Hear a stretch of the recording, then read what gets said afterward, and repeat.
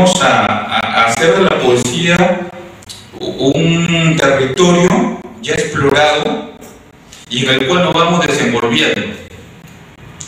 Pero a veces, como pasó con Trilce, en el año justamente 1922, su centenario, quieren romper con lo que la estética que existe, ¿no? Entonces eso es muy difícil. A veces lo logramos con suerte, a veces no lo logramos con suerte, ¿no? Pero Catábasis, ya lo dirán los lectores, ya lo dirá la crítica, es una suerte de poemario experimental, porque no tiene la estructura, digamos, formal que siempre se ve. Los poemas están numerados y parece un recorrido que me acerca mucho al Dante, ¿no? No sé, él nos contará un poco de en qué se inspiró en su momento, pero me recuerda a la Divina Comedia, a este paso, a esta búsqueda, donde también hay una catábasis, donde el personaje se introduce a los infiernos y luego emerge, ¿no? Emerge vivo. Pero más ahí, nosotros más, también escuché a la poeta que bueno, lastimosamente creo que se ha retirado, dedicó un poema a Orfeo. Orfeo, sabemos pues, que es la mitología griega, ¿no? Orfeo es este hijo de Apolo que desciende a los infiernos buscando a Eurídice, ¿no? ¿Y de qué trata todo esto? ¿Cuento de qué viene? De que Orfeo llega a los infiernos, va al inframundo, y eso es exactamente lo que es la catábasis, el descenso al inframundo. Entonces, en el mito de Orfeo y Eurídice, este mito donde el hombre va enamorado a rescatar a Eurídice, y Eurídice se encuentra en el infierno, y precisamente se encuentra con Hades, el dios del infierno, y Hades le dice, pues, pueden llevarte a Eurídice, pero evita verla hasta que cruce el umbral del infierno. Entonces, él se la lleva, recorre todo y ya está a punto de salir, pero una parte del pie de Eurídice no atraviesa el umbral, solamente una parte del pie, y él la mira a ella, pensando que ya había salido. Entonces se desvanece y regresa al infierno. Esto es una representación retórica de lo que es la catábasis, ¿no? Entonces aquí yo veo a mi poeta amigo que él se introduce en el inframundo de la poesía. Él habla en los primeros poemas, me voy a tomar la licencia de leerles estos versos que están en el libro. Él dice, no quiero la cobardía de un escritor, sin heridas en la espalda, sin sangre en la mirada, ni sudor en las entrañas. Aquí el poeta como que está hablando que quiere un poeta íntegro, que su poesía sea genuina, o sea, que viva la poesía de la cual él está escribiendo, ¿no? Él está clamando por una poesía honesta. A veces en los talleres de poesía que tengo a bien dictar, los alumnos hacen poemas respecto al hambre, pero ese día han desayunado muy bien. Entonces, ¿cómo van a escribir sobre hambre si están bien llenos y comidos, ¿no? Entonces, el poeta tiene que buscar ser honesto con su poesía, porque así va a llegar a calar más en el lector. Entonces aquí él nos exige una especie de, hace un requerimiento a los poetas de que esto tienen que llevar heridas en la espalda, sangre en la mirada, lo que significa que tienen que vivir la vida con todos sus dolores y apremios, ¿no? El poeta invoca que el poeta realmente poeta, ¿no? Y al final del poemario, que llega un interliterarium, hay un poema que dice así: aquí me tienen enmascarando versos, armando espantapájaros de papel. Bueno, a mí me gustó mucho ese verso, ¿no? Armando espantapájaros de papel. Para quienes escribimos, armar espantapájaros es hacer una suerte de algo que no es real, ¿no? Un espantapájaros no es un hombre, es una emulación forzada, algo que asusta, pero que semeja morfológicamente a un hombre, pero no es un hombre. Espantapájaros de papel es lo que hacemos los poetas cuando escribimos, ¿no? Entonces, como que al final él se interpela, ¿no? ¿Qué es lo que hacemos los poetas? Él va descendiendo al inframundo, a este mundo donde los poetas a veces gozamos ególatramente de los aplausos, ¿no? A nosotros los poetas nos gustan los aplausos. A veces son merecidos, a veces inmerecidos, ¿no? Bueno, cuando me aplauden a mí. En cierta ocasión, esto es una pequeña digresión, Unamuno fue a recoger un premio, se lo entregaba al rey de España. Entonces, cuando él recibe el discurso de orden, dice, pues, yo me siento muy honrado por recibir este premio que merezco. Entonces el rey y los demás asistentes se quedaron pensando, es que todos los poetas dicen, bueno, realmente estoy muy honrado, no merezco, ¿no? Pero gracias, ¿no? Yo mismo lo he dicho. Entonces el rey intrigado se le acerca a Unamuno después de la premiación y le dice, señor Unamuno, ¿y por qué usted ha dicho eso? No, es que solo he sido sincero, los demás no lo merecían, pero yo sí. Entonces, bueno, sí, exacto. Entonces, aquí, volviendo ya no a la esencia del poemario, que para mí viene una suerte de confrontación del hombre contra su realidad. Alguien dijo que la poesía nace de ese enfrentamiento del hombre contra la realidad. Cuando esta realidad es adversa, lo intensifica en algún sentido, sale el poema, ¿no? Entonces, más allá de este enfrentamiento que ha tenido Ángel Valeriano, aquí tenemos unos poemas de mucha calidad. Son poemas, la extensión de cada verso es distinto, hay de arte mayor, de arte menor, las metáforas son increíbles, no lo estoy elogiando innecesariamente. A mí me ha gustado algunos versos en particular, esto de enmascarando versos, ¿no? También, o sea, como que estos versos usan una careta, ¿no? El poeta aquí también el lenguaje que usa el poeta no es un lenguaje de tipo coloquial, intimista, de ese poemario que escriben los jóvenes, ¿no? Sino que Ángel Valeriano se ha atrevido a ir más. Ángel Valeriano está haciendo una propuesta de una poesía que es más humana, es como un canto general, ¿no? Como un poemario más universal, porque él hace un llamado al sinceramiento y a la humanidad, critica a la humanidad en todos sus defectos, ¿no? Él busca la realidad del hombre en la verosimilitud de esa congruencia entre pensamiento y acción. Él cuestiona al poeta, lo requiere, lo interpela, lo enfrenta con su realidad y al final lo lanza como una especie de profeta.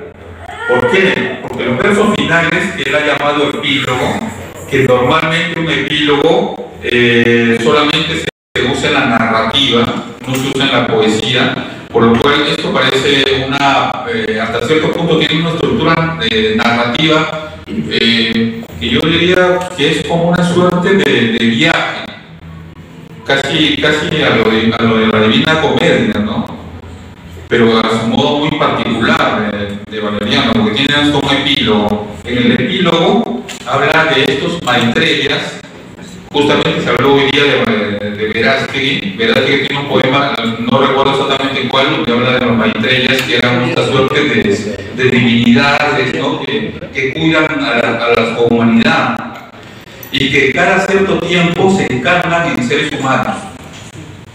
Entonces, estos hombres que son protectores de la humanidad, que se reencarnan, vienen con su sabiduría a movilizar a la humanidad.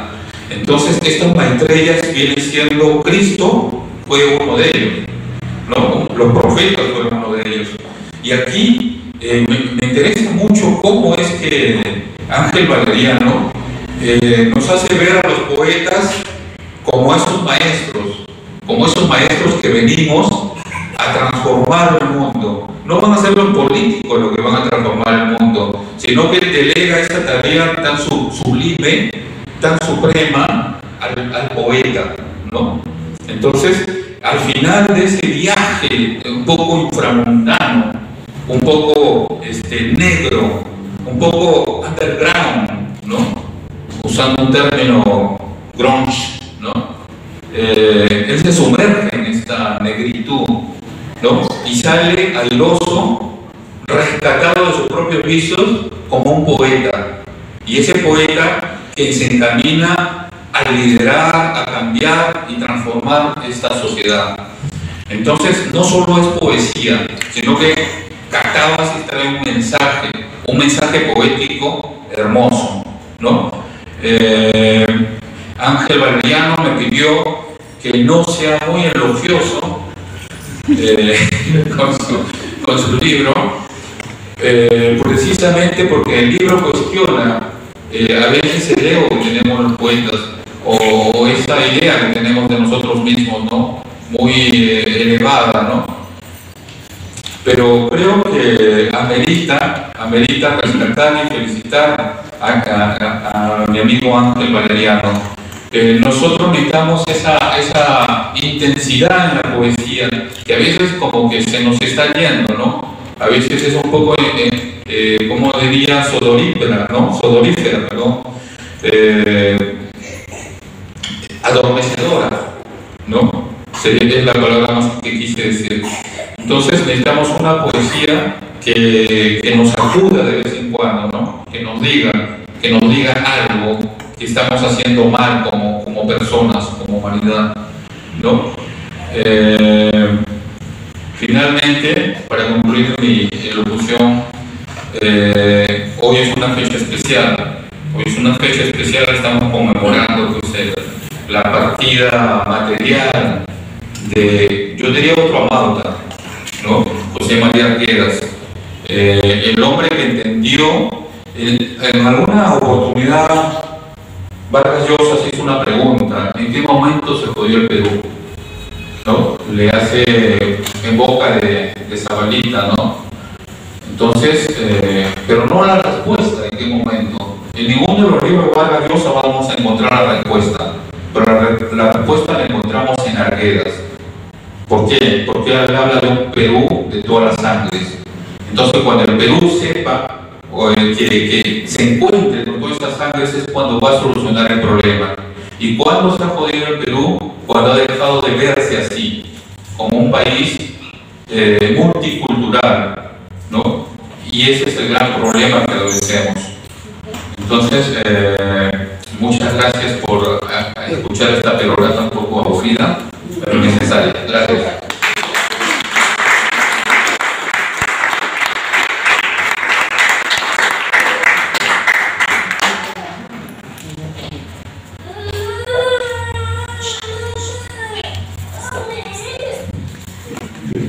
Bien, tengan ustedes buenas noches. Quiero esta noche muy especial, para mí muy emotiva, porque aquí en este lugar empezó todo lo que yo he hecho hasta ahora, ¿no? Hace 11 años estuve aquí en este lugar exactamente, casi igual, que en esa época estaba un tanto distinto, donde todo el para los peruanos en general, porque Mariachi es el Perú, ¿no? Mariachi, el Perú sin Mariachi no sería lo que es hoy en día. Mariachi nos demostró cuál es nuestra realidad y qué debemos hacer para cambiarla, pero no lo hemos hecho todavía. Quiero agradecer, por supuesto, a Juan Benavente, poeta que nos abre las puertas de este espacio y que hace más de 30 años lo viene haciendo y que ha hecho que muchos poetas jóvenes como yo inicien su camino en este lugar, y les ha dado la fuerza y el acompañamiento como una especie de mentor, ¿no? Para que nunca desfallezcan en su camino y sigan adelante en lo que es el trabajo literario. Quiero, por supuesto, agradecer a Alejandro. Muchísimas gracias, Alejandro, porque yo te pedí que pudieras hacer un comentario, una presentación que es usual en las presentaciones de un libro, que digamos uno consiga a alguien que pueda hacer un comentario acerca del libro desde su punto de vista. Y yo le dije, por favor, si hay algo que tú tengas que decir, dilo solamente, no quiero tanto halago, ni tanta palabra, ni tanta lisonja, porque creo que no estamos para ello, estamos para decir las cosas como nos parezcan, lo que creemos de manera objetiva, de manera concisa, y bueno, creo que Alejandro me ha hecho caso. Muchísimas gracias por eso, Alejandro. Quiero también, por supuesto, agradecer al público que viernes había con visita, a los viernes literarios, y muy especialmente esta noche a quienes están aquí, que son con mi familia, ¿no? Mis hermanas,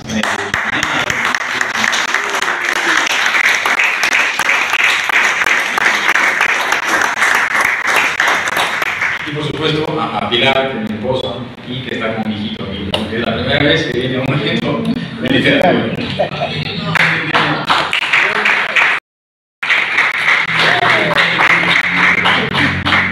Y por supuesto, y además a Pilar la conocí gracias a la poesía, así que la poesía me ha dado eso también. Y por supuesto agradecer a mis amigos, muy amigos, incondicionales amigos, como son Máximo Cubo, que está por ahí, Félix Arias, que está con su esposa también, amigos de los cuales el doctor Rambo Bastero, que es también un muy amigo. He aprendido que ser honesto todavía es posible en el Perú, y que más aún, meterse en política y seguir siendo honesto es todavía posible. Eso lo he aprendido de Máximo y de Félix. Así que muchísimas gracias por estar aquí también a ustedes. Y a continuación, bueno, yo ya no tendría tanto que decir, ha sido muy acertado con su disertación. Es cierto, el libro es una especie de divina comedia, a mi modo, bastante amateur de repente, pero sí es un camino, es un descenso en el que ya ustedes cuando lean el libro de repente podrán entenderlo y darle su propia interpretación, pero sí, hay una especie de personaje que va descendiendo y que va describiendo todo lo que él ve, todo lo que él cree, lo que siente y según sus propias perspectivas, la realidad, ¿no? Surgió un primer poema, porque estábamos obviamente encerrados, y es más, esa propia cuarentena fue una catábasis para todos nosotros, porque la catábasis no solamente, digamos, aplica en la literatura, en la mitología, también en la psicología y en el ámbito social. La catábasis es descender, es bajar, pero no solo el inframundo, sino uno mismo como ser humano. Es el descenso de la sociedad, el descenso de la humanidad hacia algo abyecto, hacia una bajeza en la que ya no somos capaces de sentir y de tener empatía el uno hacia el otro. Entonces todos estamos pasando por una catábasis. Digamos que la historia del mundo está pasando por una catábasis, porque hemos caído. Ahora, lo contrario, como decía Alejandro, ¿no? Es la anábasis, que quiere decir el ascenso. Después de haber bajado, después de la tormenta, la calma, viene a ser el ascenso, subir nuevamente y volver, digamos, al estado, a un estado de conciencia, a un estado nuevamente de profundidad y a un estado en el que podamos darnos cuenta que todavía somos humanos. Entonces, ahí está la diferencia en el libro, que no existe una anábasis para el personaje, porque también en el libro, y yo en particular en mi poesía, siempre tiene un matiz un tanto nihilista, que no está bien. El nihilismo es una aberración, sea como fuera que se le vea. El nihilismo no debe nunca motivarnos. Pero ¿qué pasa? Que la historia del mundo nos da una realidad. La historia del Perú nos da una realidad. Mirémonos ahora, miremos la calle, miremos nuestra sociedad, miremos nuestras ciudades, miremos nuestros políticos, miremos mucho de todo lo que nos rodea, y nos vamos a dar cuenta que pensar en una anábasis, o sea, pensar en salir de todo este fracaso, de todo este caos, esta bajeza en la que hemos caído, o esta especie de inframundo en el que hemos caído, salir de ello es casi una utopía, porque la realidad nos lo ha demostrado siempre. Los seres humanos estamos siempre enfrascados en bajar y en bajar y en bajar cada vez más. Y como decía el doctor Negri, estamos más que evolucionando, estamos involucionando. Entonces, todos esos temas yo trato de resumirlos acá, y por supuesto hay también una crítica y un cuestionamiento, más que todo, más que crítica, a los poetas como tal, porque los poetas, al menos desde mi punto de vista, juegan un rol fundamental en la sociedad, y son esas voces que deben ser las conciencias del mundo. Así como individualmente tenemos una conciencia que nos dicta de repente lo que debemos hacer, lo que los poetas son las conciencias del mundo, y lo que deben decirnos, y lo que deben hacernos abrir los ojos, y deben darnos la conciencia de qué es lo que estamos haciendo mal y que debemos cambiar, ¿no? Los poetas creo yo que somos encargados de hacer eso. Y no solo los poetas, sino los artistas en general, porque el arte tiene un rol fundamental, que es sensibilizar. Si el arte no sensibiliza, entonces el arte no está cumpliendo su función, porque solo a través del arte podemos ser realmente humanos, si no, somos autómatas. No, bien dicho eso, yo quiero leer, sé que estamos con el tiempo bastante, solamente voy a leer 2 poemas, ¿de acuerdo? Y con eso yo me despido y pues les agradezco a todos por su asistencia, ¿no? Bien. El primer poema es con el que empieza el libro y que lleva por título simplemente el número 1, ¿no? Es, digamos, el inicio del camino hacia el descenso. ¿Y qué más puedo hacer si no es odiarlo todo, despreciarlo todo, destruirlo todo, arrinconar la supuesta bondad, enloquecerlo todo, rechazarlo todo, señalarlo todo? ¿Por qué quiere ser bueno? ¿Qué tienen ellos de sabios? El mundo no entiende de razones rectas, ni de suplicios vagos, ni de infernales vagos atacando la miseria. Yo quería comprenderlo todo, analizarlo todo, pensarlo todo. Oh sí, mundo imaginario, cruel desfilar de ilusiones marcadas por un calendario. Llegado el último día, quiero caminar errante, silencioso, enclaustrado en el luminoso vacío de buscarlo todo. Peregrino provinciano insolente, pretende endulzar la hiel de pobres gentes. ¿Qué más puedo hacer? Mirar a todos con la pupila retorcida. No quiero risas inventadas, no quiero aplausos ambivalentes. No quiero entender si ustedes saben de lo que hablan. No quiero la cobardía de un escritor, sin heridas en la espalda, sin sangre en la mirada, ni sudor en sus entrañas. Muchas gracias.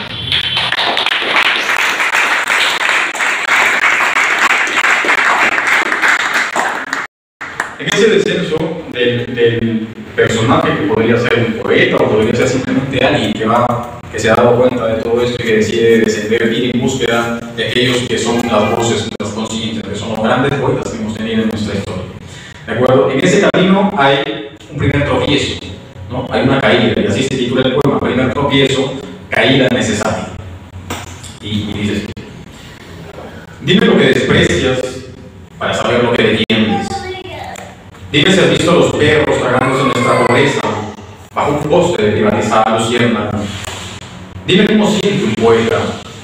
Quiero saber los ingredientes de la receta para patentar al homúnculo que a la postre heredará secretamente tus intrínsecos vicios, tus secretos deseos, tus más bajos pensamientos y quizá caerá también como lo hace cualquiera. Cuéntame, ¿cómo se forja un poeta? ¿Cómo fraguan los años su nombre? ¿Cómo aprende a mentir, a ilusionar sin mostrar ilusiones, a ser un héroe terrenal en medio del más auténtico desorden? ¿Cómo escribe un poeta? Dime si al final del punto muere el poema deforme, o un verso en decasílabo rompe la métrica para herir a su compañero, y un gerundio ataca al que iba escribiendo, y si tú vas a recitar, yo sigo cuesta abajo. Quiero saber cómo sueñan los poetas. Dime si de verdad aman, si odian tanto como nadie lo espera. Dime si son hechura de un estilo en primavera